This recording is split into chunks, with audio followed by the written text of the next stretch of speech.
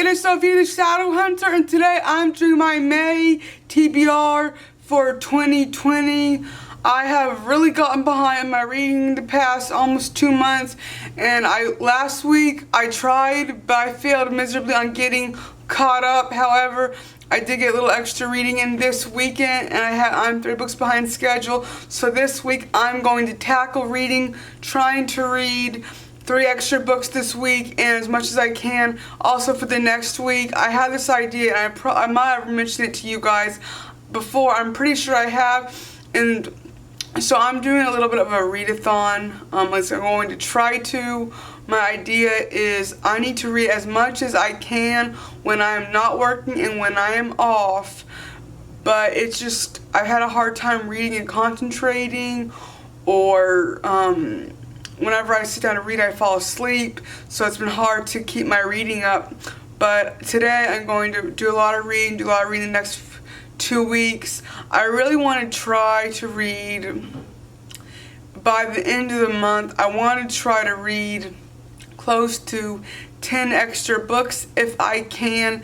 That way, if I do get a little bit behind, as long as I'm reading my 3 books a week, I'll be able to stay on track. And if I can't, I will change. I feel like this is the 5th month. This is the beginning of the 5th month. I feel like it's too early to change that, especially when you can very quickly get behind or get ahead. Let me know, guys, if you have any idea about doing that. So let's get started. So for May, the first book, well, I finished a book already that I'll put in my wrap-up for April.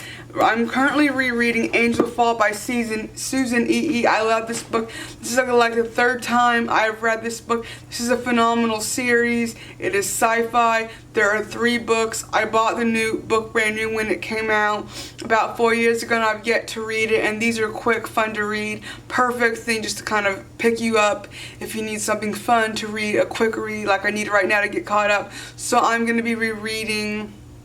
I'm going to read this one. Let me read you what it says. It's been 6 weeks since angels of the apocalypse descended to demolish the modern world. Street gangs rule the day while fear and superstition rule the night. When warrior angels fly away with a helpless little girl, her 17-year-old sister Perenna will do anything to get her back. Anything including making a deal with an enemy angel. Raphael is a warrior who lies broken and wingless on the street. After eons of fighting his own battles, he finds himself being rescued from a desperate situation by a half-starved teenage girl. Traveling through a dark and twisted Northern California, they only have each other to rely on for survival. Together, the journey toward the angel stronghold in San Francisco, where Perenna will risk everything to rescue her sister, and Raph will put herself at the mercy of his greatest enemy should the chance to be made whole again. I really loved these books. Like I said, I'm very picky when it comes to science fiction, especially fantasy, but these are great. I don't know if she's written anything else. I need to check up on that. So I'm gonna go ahead and just go on. Or the next one's World After by Susan E. This is the 2nd book to the series. In this sequel, the best-selling fantasy thriller Angel Fall, the survivors of the angel apocalypse began to scrap back together what's left of the modern world. When a group of people capture Perenna's sister, Paige, thinking she's a monster, the situation ends in a massacre. Paige disappears. Humans are terrified. Mom is heartbroken. Perenna drives through the streets of San Francisco looking for Paige. Why are the streets so empty? Where's everybody? Her search leads her into the heart of the angel's secret plans, where she catches a glimpse of their motivations and learns the horrifying event to which the angels are willing to go.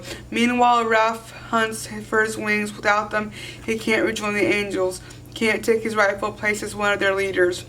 When faced with recapturing her wings of helping Perenna survive, which will he choose? This book sounds great, and I can't wait to reread it.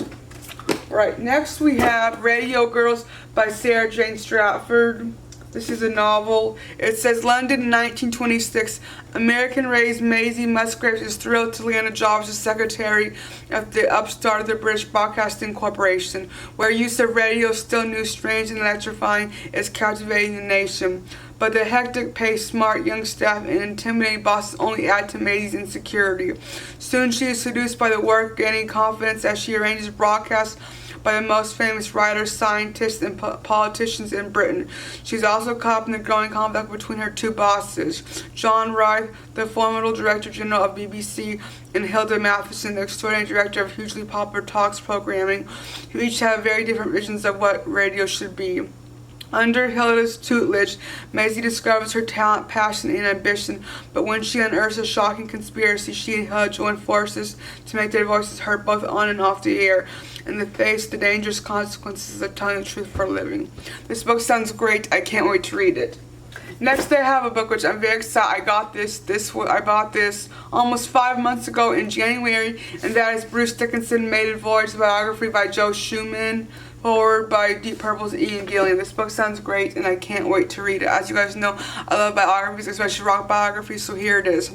Bruce Dickinson is the instantly recognizable frontman of heavy metal behemoths Iron Maiden, but there is so much more than a set of fine lungs to this hyperactive life grabber, from whom it seems standing still is going backwards. The man, once dubbed the air raid siren, has enjoyed hugely successful parallel careers as a novelist, world-class fencing competitor, history expert, radio and TV presenter, movie maker, commercial pilot, an inspirational speaker, and entrepreneur. Since he rejoined Iron Maiden in 1999, they too have continued to explore and develop, taking metal into even more uncharted territories as they blend a progressive outlook with a fearless approach that pushes at the very boundaries of the genre.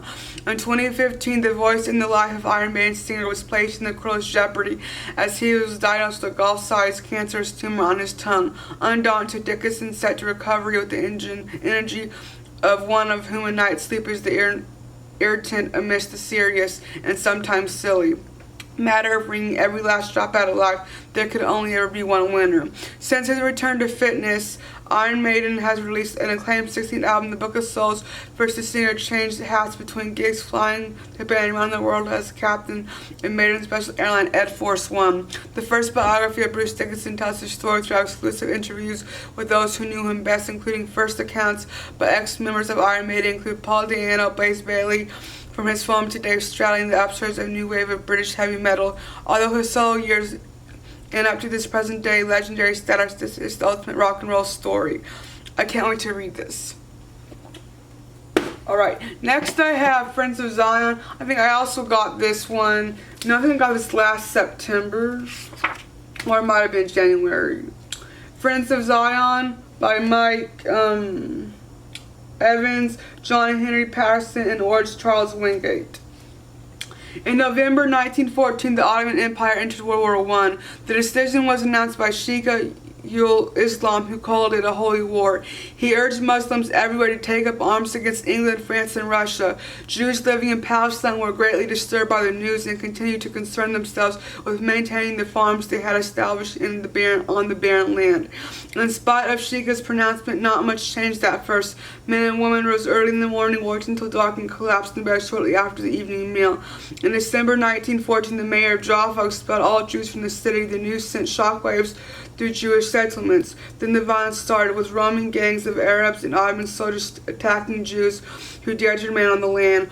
Over the next few months after the expulsion of Jews from Palestine intensified and became official Ottoman policy throughout much of the region. By the end of 1915, many Jewish settlers in Palestine had been driven from their homes. 11,000 fled to Egypt and sought refuge under British protection, hoping one day to return to the land where they had come to know and love. Living as refugees was difficult, but in the struggle that followed, two men, John Henry Patterson and George Charles Wingate, proved to be true friends to Jews throughout the world and wholly endorsed the dream of a Jewish state. This book sounds great. I can't wait to read it. I'm really excited, guys, about these books, about getting on top of my reading schedule and ahead. Please let me know in the comments down below what you guys plan to read, how your guys' reading goals are going, what you want to do to help you get back on track. I hope you guys are having a good week and staying safe and healthy. And I'll see you guys next time in another video. Goodbye.